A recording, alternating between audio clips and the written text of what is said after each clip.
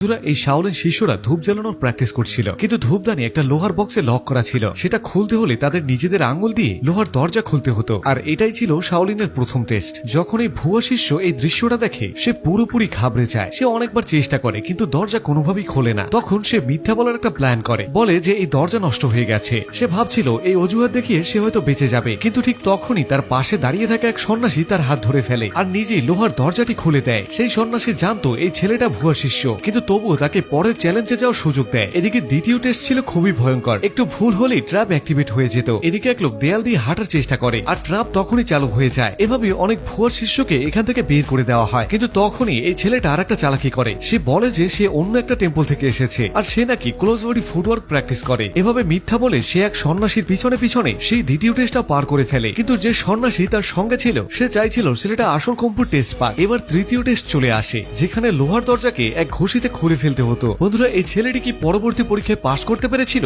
এটি জানতে একটি লাইক দিয়ে চ্যানেলটি সাবস্ক্রাইব করুন।